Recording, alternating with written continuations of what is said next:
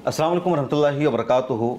हिंदुस्तान में 20वीं सदी के अख्ताम और 21वीं सदी की शुरुआत में यानी पिछले 40 सालों में जिस शख्सियत ने एक नई पहचान बनाई, एक नई शनाख्त कायम की और हिंदुस्तान के मिली समाजी सभी तरह के लोगों की जिन्होंने क़यादत की और इंडियन मुसलमानों को एक नया तस्वुर दिया, उस शख्सियत का नाम है डॉक्टर मंजूर आलम। वो सऊदी अरब में थे, उसको उन्होंने छोड़ा, इंडिया आए और उन्होंने इंस्टीट्यूट ऑफ ऑब्जेक्टिव स्टडीज़ नाम का एक इदारा कायम करके इंडियन मुसलमानों को थिंक टैंक का तस्वुर दिया।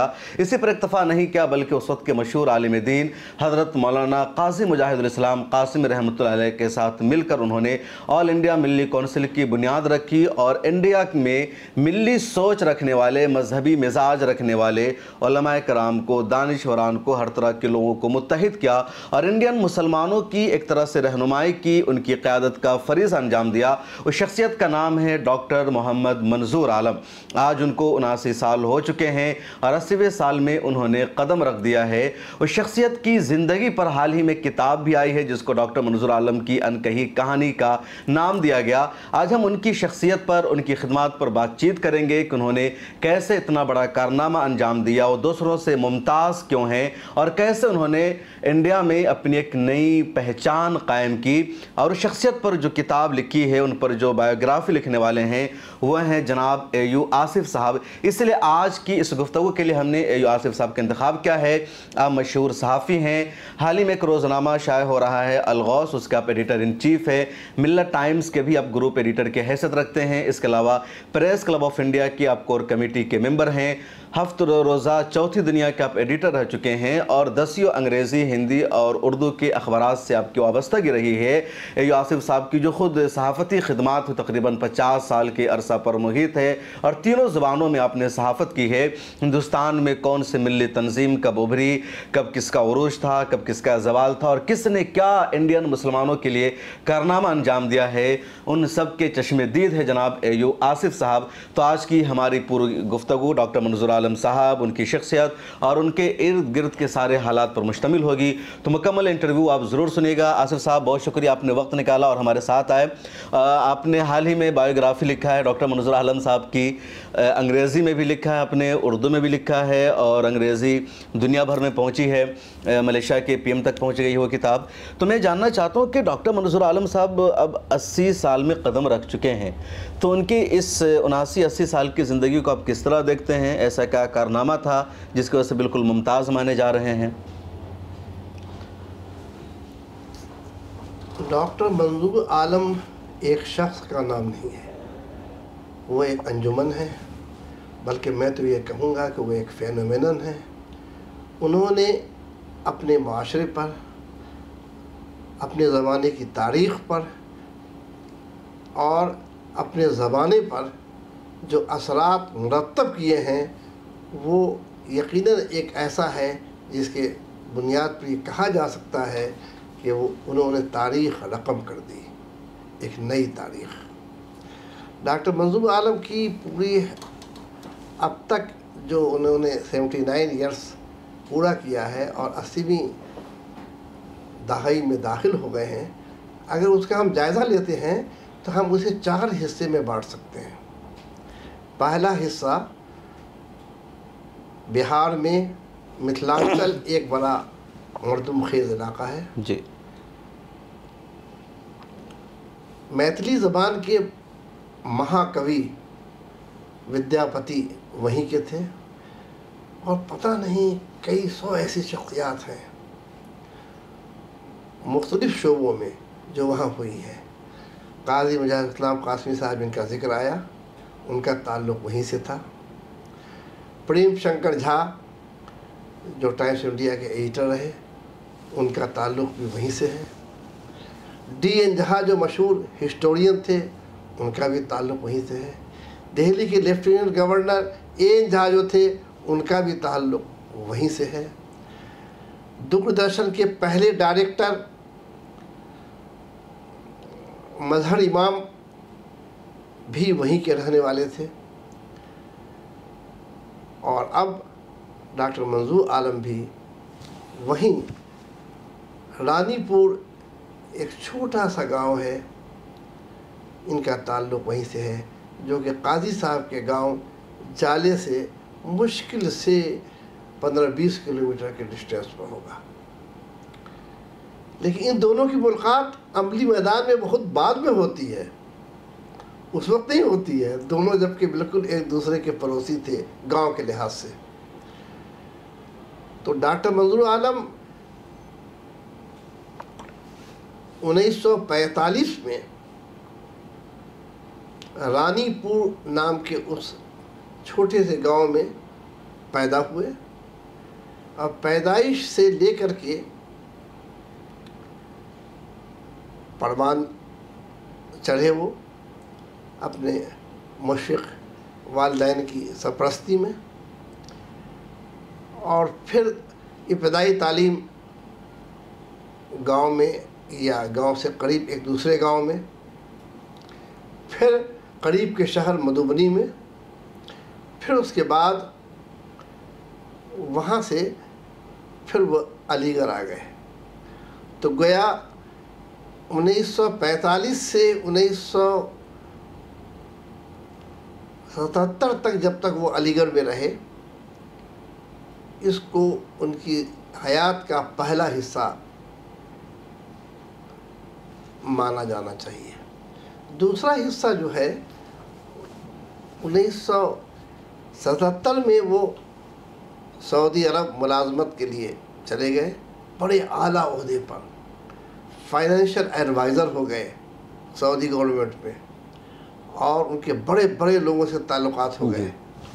اور تو دوسرا حصہ جو ہے 1977 سے لے کر 1986 تک کا ہے.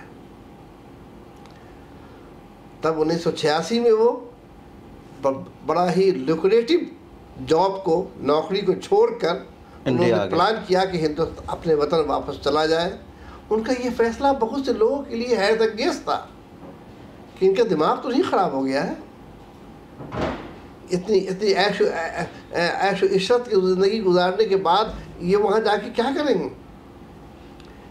پھر 1986 میں وہ اپنے وطن ہندوستان آ گئے، دہلی میں قیام کیا، پورے ملک کا دورہ کر کے لوگوں کو اپنے پلان سے، اپنی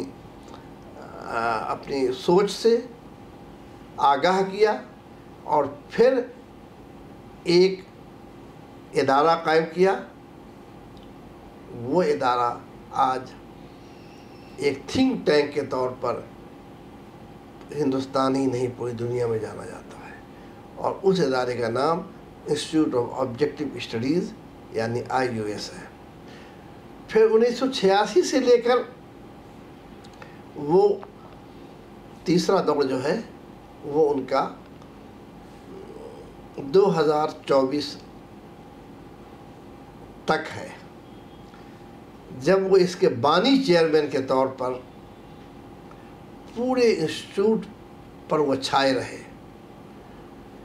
اس کی پلاننگ، اس کی پالیسی، اس کا طریقہ کار، افراد سے روابط، سب کو جوڑنا، ماہرین اور دانشوروں کو IOS کا جز لائن فک بنا دینا، یہ سب وہ کرتے رہے 1986 سے لے کر 2024 تک بانی چیئرمین کی حیثیت سے. پھر چوتھا حصہ جو ان کی حیات کا ہے وہ اب شروع ہوتا ہے جب وہ ایک بزرگ یعنی چیف پیٹرن کے طور پر ایک نئی ٹیم بناتے ہیں. ایسا وقت کم ہوتا ہے کہ کوئی بھی بانی اپنی حیات میں اتنی آسانی سے جسمانی معذوری کی بنیاد پر یا کمزوری کی بنیاد پر سرنڈر کر جائے. لیکن ڈاکٹر منظور عالم سستی شہرت والے انسان نہیں ہیں، اس لیے انہوں نے اپنی حیات ہی میں یہ طے کر دیا کہ ایک انسان تو فانی ہے، لیکن کوئی ادارہ ہے جس کو مقصد کے تحت بنایا گیا ہے، اس ادارے کو چلنا ہے. اس لیے اپنے سامنے میں نئی ٹیم بنا دی، اور ایک کشمیر کے ایک ماہر قانون جو لاء کمیشن آف انڈیا کے رکن رہے ہیں پروفیسر افضل وانی صاحب، ان کو انہوں نے اپنی چیئرمین شپ دے دی. یہ بڑی بات میں عموماً دیکھتا ہوں، یہاں پر میں ٹوکنا چاہوں گا آصف صاحب کہ ہندوستان میں جو اس طرح کے ادارے ہیں، تو ابھی یہ ٹرینڈ چل رہا ہے کہ جس نے ادارے کو قائم کیا، بلکہ جس نے کسی ادارے کو قائم نہیں بھی کیا وہ اس ادارے کا ذمہ دار بنتا ہے، تو اپنے بعد جو کی پوسٹ ہے وہ اپنی اولاد میں سے کسی کو دیتا ہے۔ ڈاکٹر صاحب کے پاس بھی 5 بیٹے ہیں، قابل ہیں، تو انہوں نے اپنے بیٹے کو چیئرمین بنانے کے بجائے کسی اور کو چیئرمین بنایا۔ ہاں، انہوں نے اس میں اس بات کو دیکھا کہ باصلاحیت افراد کو سامنے لائیں، اور انہوں نے اپنے IAS کے ذریعے جو پورے ملک کے باصلاحیت افراد کو جو جوڑا تھا، ان میں کئی اہم شخصیات تو ایسی رہیں جو اس 38 سال کی ایج کے درمیان میں وہ اللہ کو پیاری ہو گئیں۔ اب جو لوگ اویلیبل تھے ان میں ہی واز دا بیسٹ پرسن۔ ان کو انہوں نے چیئرمین کی حیثیت سے لیا، اور پھر انہوں نے 2 اشخاص کو وائس چیئرمین بنایا۔ ایک ڈاکٹر M عرشی خان ہیں جی، جو کہ علی گڑھ مسلم یونیورسٹی میں بڑے دانشور ہیں، اور پروفیسر ہیں، بڑی اور ایکسکلوژن پر یعنی عدم شمولیت پر ان کی شاید واحد کتاب ہے جو IAS نے چھاپی ہے۔ بڑی ضخیم کتاب ہے، میں سمجھتا ہوں وہ ماسٹر پیس ہے۔ اگر اس کا ٹھیک سے انٹروڈکشن ہو تو شاید پوری دنیا میں مشہور ہو سکتی ہے وہ کتاب۔ اور دوسرے وائس چیئر پرسن جو ہیں وہ ڈاکٹر حسینہ حاشیہ ہیں، جو جغرافی کی جامعہ ملیہ اسلامیہ میں ہیڈ رہی ہیں۔ ان کے علاوہ سیکریٹری جنرل کے لیے انہوں نے اپنے صاحبزادے پر ان کی نگاہ پڑی، اور ان کو ایسا لگا کہ وہ دلچسپی لیتے رہے ہیں اس بیچ میں، تو بہت سی چیزوں سے واقف ہو گئے ہیں۔ تو دفتری امور چونکہ سیکرٹری جنرل ہی اس کو نبھاتا ہے، انہوں نے وہ ذمہ داری اسے دی تاکہ کام کرنے میں پھر آسانی ہو۔ تو میں سمجھتا ہوں کہ پھر ان کے پاس 10-12 ممبران کی ایک گورننگ کونسل ہے، پھر ایک آپ کو 50 سے زیادہ افراد کی ایک جنرل باڈی ہے۔ تو IAS کے مستقبل کو انہوں نے ایک ریکنسٹیٹیوٹ کر کے، تشکیل نو کر کے اس کے آفس بیئرز کی ٹیم کو اسے استحکام دے دیا۔ اور پھر ہو آفٹر منظور عالم والا وہ سوال نہیں رہا، نہیں تو بہت سے ذہنوں میں یہ سوال تھا ہو آفٹر منظور عالم، بالکل، اور انہوں نے اس کو یہیں آپ کو یہ کر دیا۔ لیکن جو میں کہہ رہا تھا کہ چوتھا حصہ جو ہے وہ بڑا اہم ہے۔ اور کیا ہے چوتھا حصہ؟ وہ یہ ہے کہ 2024 سے لے کر اللہ تعالیٰ انہیں سینچوری کی لائف دے گا انشاءاللہ تعالیٰ۔ تو اب یہ 2024 سے باقی جو آپ کو 25 سال کا عرصہ ہے وہ IAS کے سرپرست اعلیٰ کے طور پر، اور ان کے ساتھ ساتھ دوسرے سرپرست ڈاکٹر زین خان صاحب ہیں، جو کہ ایکٹنگ وائس چانسلر بھی رہ چکے ہیں جامعہ ملیہ میں۔ تو اب یہ دونوں بزرگان کی سرپرستی میں اور ان کی تربیت میں جو نئی ٹیم بنی ہے وہ آگے بڑھے گی۔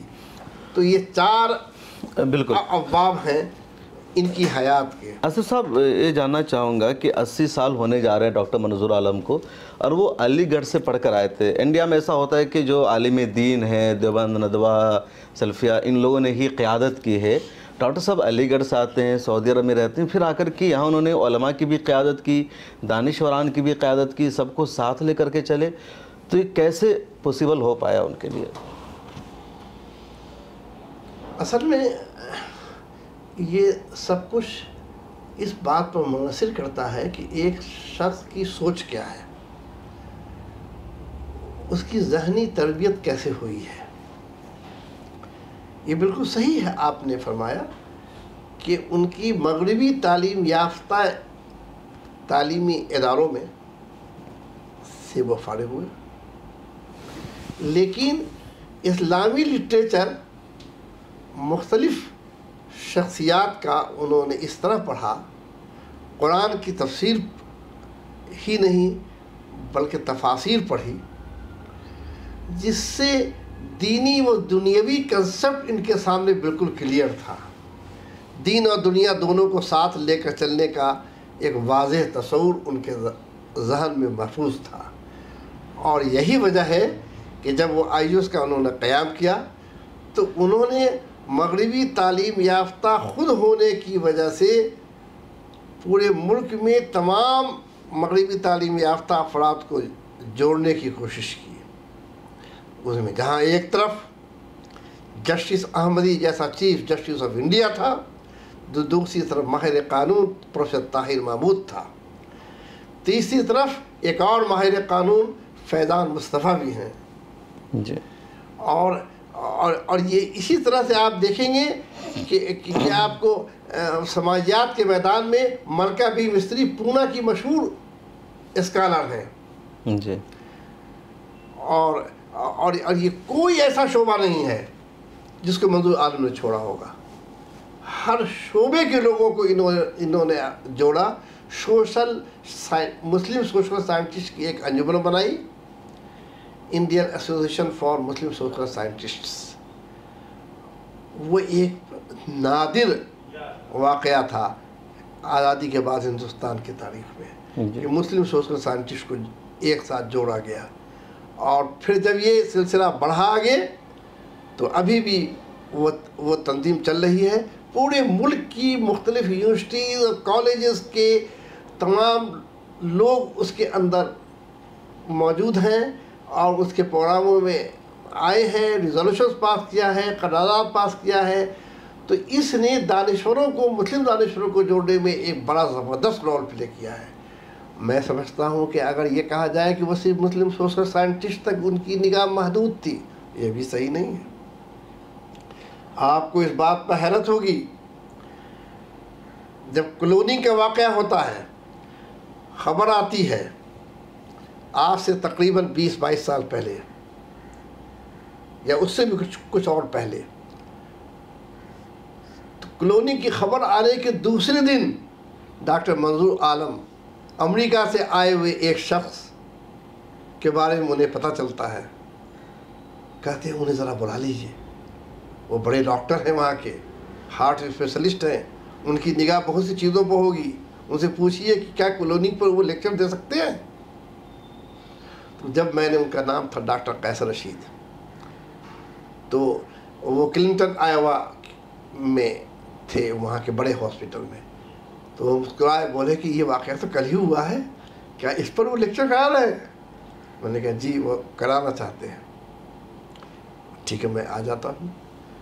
وہ لیکچر ہوا، بڑا کامیاب لیکچر تھا، پورا ہال کھچا کھچ بھرا ہوا تھا. اب غور کیجئے، کلوننگ جیسے سبجیکٹ پر جو سائنس کا سبجیکٹ ہے، اسی طرح سے ابھی حال میں آرٹیفیشیل انٹیلیجنس پر ایک پروگرام آئیوس نے کیا. یہ وہی آرٹیفیشیل انٹیلیجنس کا پروگرام ہے جس پر کل ہی اعلان ہوا ہے کہ اس بار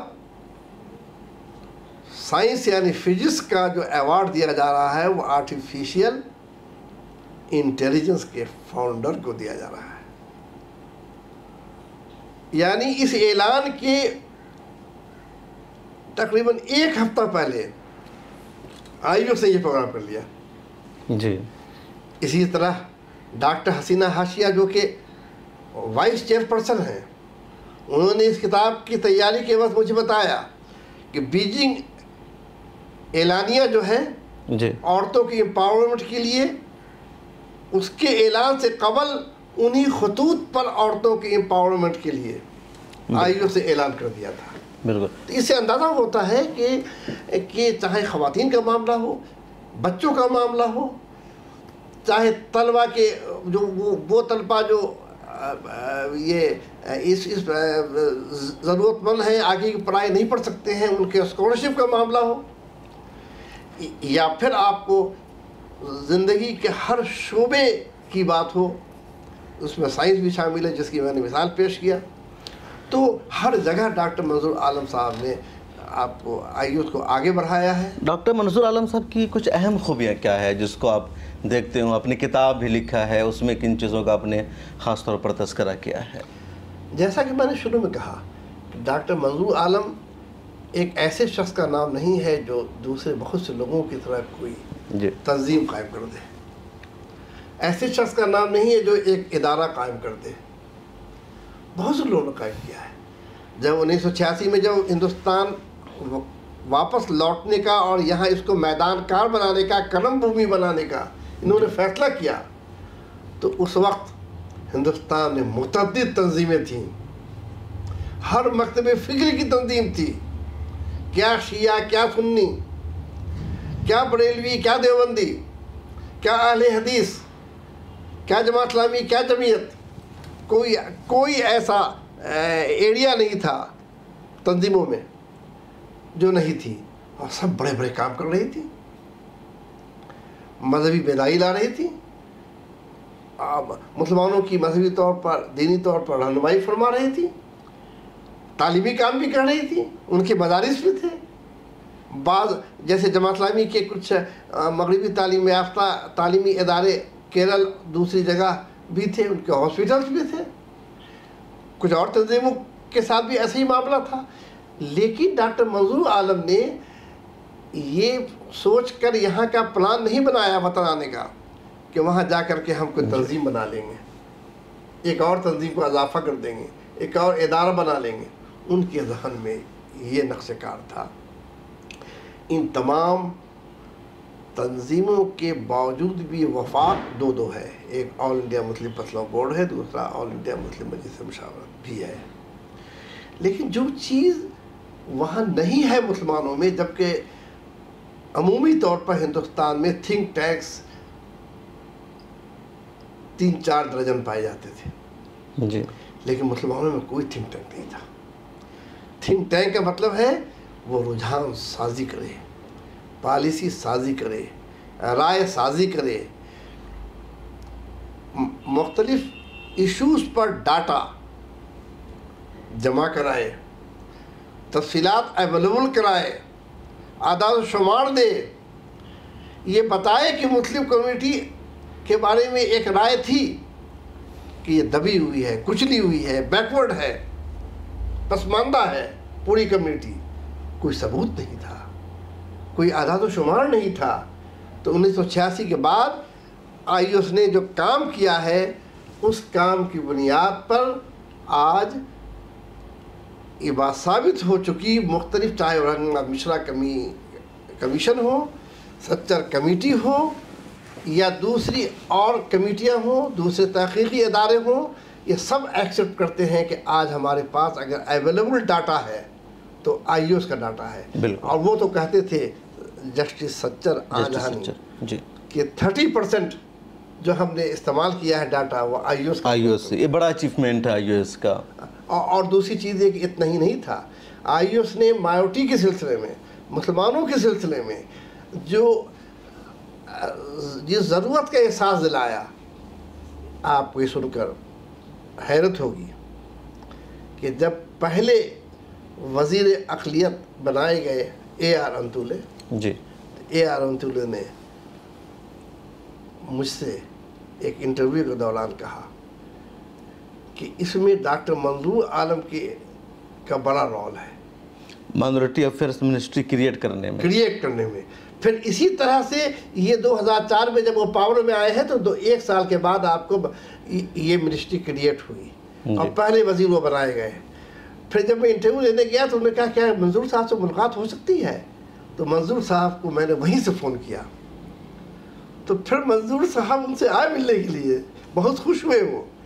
اس سے اندازہ ہوا کہ ٹاپ لیڈرشپ میں کانگریس کے یہ بات موجود تھی، اثر و رسوخ تھا کہ نہیں اثر و رسوخ کی بات نہیں ہو رہی ہے، اثر و رسوخ کے لحاظ سے کچھ بھی نہیں تھے. اپنے ڈاٹا کی بنیاد پر ان کی بات مانی جاتی تھی. انہوں نے منوا دیا تھا کہ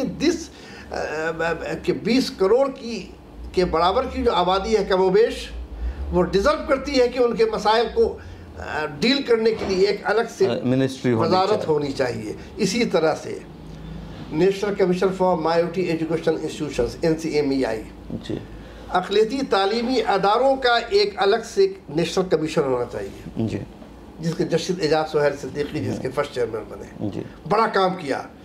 اس کے سلسلے میں میری اس بایوگرافی میں جو ڈاکٹر صاحب پر ہے اس میں تفصیل ہے. اس کی advocate on record supreme court کے جو تھے مشتاق احمد صاحب مرحوم، جو کورونا میں جن کا انتقال ہو گیا، انہوں نے یہ انکشاف کیا کہ ڈاکٹر منظور عالم صاحب کو جو توجہ دلائی گئی کہ بھائی بلرات پوری نام کے ایک کشمیر کے لیڈر ہیں، ان کا ایک مضمون آیا ہے کہ مسلمان اپنے اقلیتی تعلیمی اداروں کے تعلق سے کوئی کمیشن بنانے کی بات کیوں نہیں کرتا ہے، مطالبہ کیوں نہیں کرتا ہے.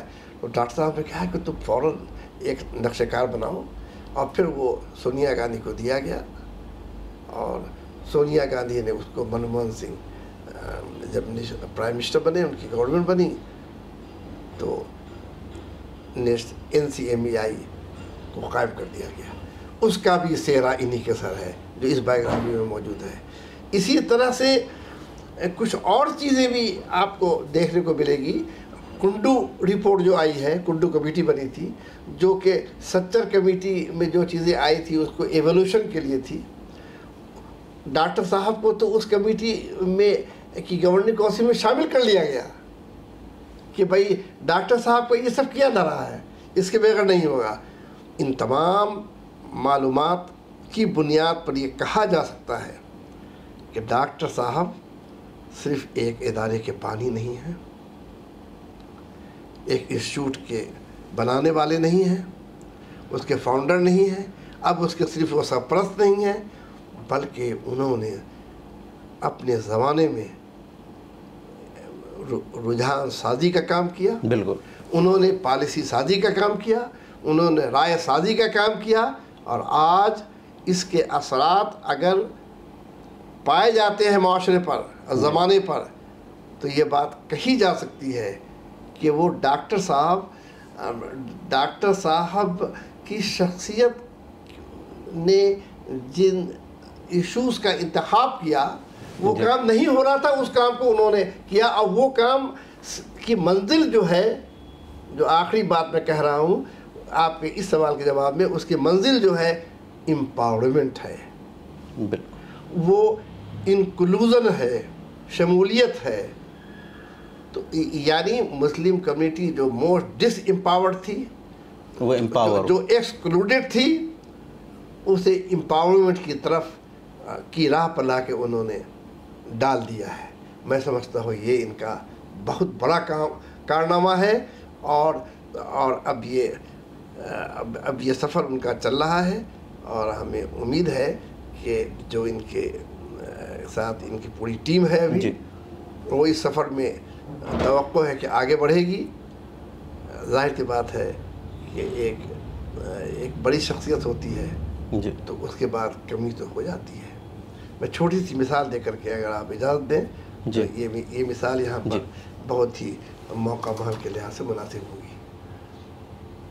سر سید علیہ رحمہ جو علی گڑھ کے فاؤنڈر تھے، ان کے انتقال کے بعد ان کے صاحبزادے جسٹس سید محمود کو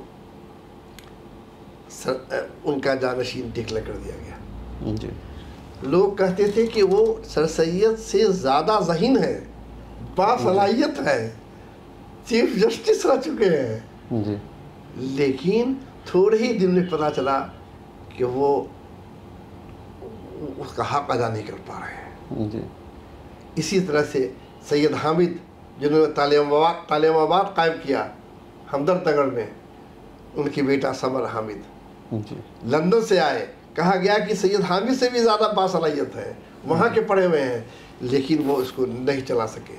لیکن میں سمجھتا ہوں وہ ایسا اس لیے ہوا کہ ان لوگوں نے اپنی حیات میں کوئی پلان نہیں کیا کہ اب نئی نسل کے لوگوں کو، یا جو ان سے کم عمر کے لوگ ہیں، ان کو اپنے سامنے میں تربیت کر کے آگے بڑھا دو. تو ڈاکٹر صاحب نے یہ کام کیا ہے. اب اس میں وہ کتنا کامیاب ہو پائیں گے یہ تو آنے والا وقت بتائے گا. اچھا آصف صاحب، ڈاکٹر منظور عالم صاحب کے ساتھ آپ رہے بھی ہیں. آپ میں جیسے جانتا ہوں 30 سال آپ کی رفاقت کا دور بھی ہے ان سب کے ساتھ ساتھ. تو کوئی اہم بات جو رہ گئی ہو، آپ نے کتاب میں نہیں لکھا ہو، یا آپ کا دل کر رہا ہو کہ ہم کہیں منظور عالم کے بارے میں؟ ڈاکٹر منظور عالم کے بارے میں ایک بات کہہ سکتا ہوں کہ اس وقت جسمانی طور پر وہ کافی مجبور محض ہوتے جا رہے ہیں، ہفتے میں 2 بار ڈائلیسس لیتے ہیں، کمزوری بڑھتی جا رہی ہے، ڈائٹ پر بھی اثرات پڑ رہے ہیں، لیکن جس چیز پر اثر نہیں پڑا ہے، جی، جو سب سے خاص بات ہے، ان کے عزائم ہے، ان کا حوصلہ ہے، ان کی ہمت ہے، ان کی پلاننگ ہے۔ وہ اس وقت بھی کوئی ان کے پاس جاتا ہے تو وہ اپنی بیماری کے بارے میں نہیں بات کر کے ان سب باتوں کے بارے میں بات کرتے ہیں کہ انہوں نے جن مقاصد کو آگے بڑھایا ہے، یعنی وہ ڈیڈیکیٹڈ ہیں، ڈیووٹڈ ہیں، انہوں نے جس چیز کو اپنا کاز بنایا اس میں وہ آگے بڑھ رہے ہیں۔ میں سمجھتا ہوں کہ ڈاکٹر منظور عالم صاحب سے کسی کو اختلاف ہو سکتا ہے، لیکن ان کے خیالات سے، ان کے اپروچ سے، لیکن اس سے کسی کو انکار نہیں ہو سکتا ہے کہ ڈاکٹر صاحب نے تھنک ٹینک کے ذریعے مختلف اداروں کو جو جنم دیا، جس میں سب سے قابل ذکر ادارہ جو ہے وہ ایفا یعنی اسلامک فقہ اکیڈمی ہے۔ جی، 1,500 سال سے جو اجتہاد کا دروازہ بند تھا،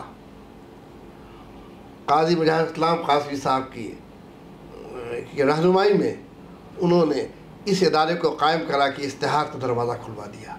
تو یہ ایفا ڈاکٹر منظور عالم صاحب کا آئیڈیا تھا؟ جی، بلکہ ایفا ڈاکٹر منظور عالم کے آئیوس میں برسوں چلا ہے۔ نہیں، لیکن کہا تو یہ تھا کہ اس کے بانی سیدھے قاضی مجاہد الاسلام صاحب رحمۃ اللہ علیہ ہیں۔ لیکن میں آپ کو ایک بات بہت دلچسپ بتاؤں کہ ڈاکٹر صاحب کی پہلی ملاقات ہندوستان میں قاضی مجاہد الاسلام قاسمی سے نہیں ہوئی ہے، ان کی پہلی ملاقات مسجد نبوی میں ہوئی ہے، جی، اور وہاں جو پہلی گفتگو ہوئی ہے وہ ایفا کے تعلق سے ہوئی ہے کہ ایک ایسا ادارہ ہونا چاہیے جو کہ آپ کو اجتہاد کا دروازہ کھول سکے، اور اس کے لیے ڈاکٹر صاحب کی نظر میں قاضی صاحب سے بڑھ کر کوئی آدمی نہیں تھا، اور قاضی صاحب کی نظر میں امین عثمانی سے بہتر کوئی آدمی نہیں تھا، جن کی گوناگون صفات نے آفس سیکریٹری کے طور پر پہلے اور بعد میں سیکریٹری کے طور پر ایفا کو کہاں سے کہاں پہنچا دیا۔ اور میں سمجھتا ہوں کہ آج فقہی فیصلوں پر مبنی جو کتابیں سامنے آئی ہیں ایفا سے پبلشڈ، وہی بتاتی ہے دنیا میں اور جگہ بھلے اس کا دروازہ اتنا نہیں کھل پایا ہے، جی، لیکن ہندوستان کی اس ایفا نے ثابت کر دیا ہے، جس میں ہر مکاتب فکر کے علماء موجود ہیں، مفتیان موجود ہیں، فقہ موجود ہیں، اور جنہوں نے آپ کو ایسے نازک مسئلوں پر، ایڈس کے وقت میں بیوی کیا کرے، جی، کیا شوہر کو چھوڑ دے، اگر چھوڑ دے گی تو کیا وہ ظالم نہیں کہلائے گی، ایسے ایشوز پر جو وقت کا تقاضا تھا، جو اسلام کو لوگ کہتے تھے کہ یہ دقیانوسی ہے، وقت کے ساتھ ساتھ نہیں چل سکتا ہے، آؤٹ آف ڈیٹ ہے، اس کو ڈاکٹر صاحب کی ایفا کو بنوانے کے قاضی صاحب کے مشورے سے اس فیصلے نے ایک انقلاب لا دیا، میں سمجھتا ہوں پوری امت میں۔ دوسرا جو ہے وہ آپ کو ملی کونسل ہے، ملی کونسل کے تعلق سے کچھ باتیں آئیں کہ ملی کونسل کا قیام عمل میں اس لیے لایا گیا تھا کہ مشاورت جو ہے وہ ختم ہو رہی تھی، لیکن بعد میں جب ان کو احساس ہوا تو پھر ایک تنظیم کی حیثیت سے اس نے عام تنظیموں سے ہٹ کر جو ایشوز کو اٹھایا ہے، جی، معصوم و بے گناہ لوگ جو جیل جاتے ہیں اور سڑتے رہتے ہیں، ان لوگوں کے ایشوز کو اٹھا کر کے جس طرح سے آپ کو آگے بڑھایا ہے، اور ٹاڈا پوٹا وغیرہ کے کو ختم کرانے میں ملی کونسل کا بڑا رول ہے، تو میں اس پر قاضی صاحب بھی اس میں پیش تو میں سمجھتا ہوں کہ یہ ہے۔ ابھی حال میں مجدد centre for arts and literature جو قائم ہوا ہے، اس نے شعر و ادب کے لوگوں کو بھی جوڑ دیا ہے، مشاعرے بھی اب ہونے لگے ہیں، مشاعرے یہاں ہونے لگے، نہیں تو پہلے تصور نہیں تھا کہ آپ کا آئی ایس جو علمی ادارہ ہے، لیکن آئی ایس جو ہے تمام شعبوں کی نمائندگی کرتا ہے، اس لیے اس کی کمی تھی، یہ بھی آ گیا. تو اس کو آپ صحیح مان رہے ہیں کہ یہ ہاں میں سمجھتا ہوں کہ پرفیکٹ قدم ہے. اور اس کے لیے انجم نعیم جیسی شخصیت جو معروف شخصیت ہے جی آپ کو ادب کی، شعر و ادب کی، ان کی خدمات لی گئی ہیں، انہیں کیمرہ بنایا گیا ہے. میں سمجھتا ہوں کہ صاحب اس کو بھی آگے بڑھنے کا موقع ملے گا. دیگر شعبوں میں بھی کام ہوا ہے اور دیگر بہت سی تنظیمیں بھی ہیں. ان کے پاس اپنا پریس بھی ہے، پرنٹنگ پریس بھی ہے، اپنا پبلشنگ ہاؤس بھی ہے. انہوں نے اب تک آپ کو 500 سے کچھ کم کتابیں شائع کی ہیں. انہوں نے یہ 1500 سے کچھ کم سیمینار، سمپوزیم اور کانفرنسیں کرائی ہیں. اور آپ کو یہ سب چیزیں جو ہیں اور یہ 500 کے قریب انہوں نے آپ کو ریسرچ پروجیکٹس پر کام کروایا ہے. یہ سب رجحان سازی، رائے سازی اور پالیسی سازی ہی کا حصہ ہے. اور میں سمجھتا ہوں کہ ڈاکٹر صاحب اپنے ان کاموں کے لیے ہمیشہ یاد کیے جائیں گے اور اللہ تعالیٰ انہیں سینچورین بنائے. اور یہ ہم سب کی دعا ہے اللہ کی کہ یہاں سب کچھ ممکن ہے. اللہ تعالیٰ ان کو صحت کاملہ دائمہ عاجلہ مستمر عطا فرمائے. تو بہت شکریہ ناظرین. کیسے لگی آپ کو ہماری بات چیت؟ جناب ایو آصف صاحب سے ہم بات چیت کر رہے تھے، مشہور دانشور، IOS کے فاؤنڈر جناب ڈاکٹر منظور عالم کی شخصیت، ان کی خدمات، ان کی جد و جہد کہ کیسے پچھلے 40 سالوں میں انہوں نے انڈین مسلمانوں پر ایک نئے اثرات مرتب کیے، ان کے لیے نئے انداز سے کام کیا اور کئی سارے ان کے کارنامے باضابطہ نظر آتے ہیں. خاص طور پر جیسا کہ ایو آصف صاحب نے ذکر کیا کہ مائنورٹی افیئرس کی منسٹری اگر قائم ہوئی تو اس کے پیچھے ڈاکٹر منظور عالم صاحب کا آئیڈیا تھا. اسی طرح سچر کمیٹی کی جو رپورٹ آئی، جو پورا تجزیہ آیا، تو اس کے پیچھے ڈاکٹر منظور عالم صاحب اور ان کے ادارے کا دماغ تھا. اسلامک فقہ اکیڈمی جیسا ادارہ جو انڈیا میں ہے، دنیا کے بڑے بڑے اسلامی ملکوں میں اس طرح کا ادارہ موجود نہیں ہے. تو ان سب کا جو کریڈٹ ہے سیدھے ڈاکٹر منظور عالم صاحب کو جاتا ہے. ان دنوں وہ شدید علیل ہے، ان کی صحتیابی کے لیے آپ سب دعا بھی کیجیے. تو کیسے لگے آپ کو بات چیت؟ کمنٹ سیکشن میں ضرور لکھے گا. اسی طرح کسی اور شخصیت پر بھی ہم بات چیت کریں گے اور ایو آصف صاحب سے بھی اسی طرح ہم آپ کی ملاقات اب کراتے رہیں گے. بہت شکریہ سر، آپ نے ٹائم نکالا اور اتنی اہم بات چیت آپ نے کی. بہت بہت شکریہ. ملت ٹائمز کو جاری رکھنے اور مضبوط بنانے کے لیے ہماری آرتھک سہایتا کیجیے. یہ ایک آزاد میڈیا ہاؤس اور کمزوروں کی آواز ہے. آپ ہمیں دیکھیں، سنیں، پڑھیں اور ہر مہینے زیادہ نہیں صرف 100 روپے سے مدد کریں. ڈیٹیلز ڈسکرپشن میں موجود ہیں.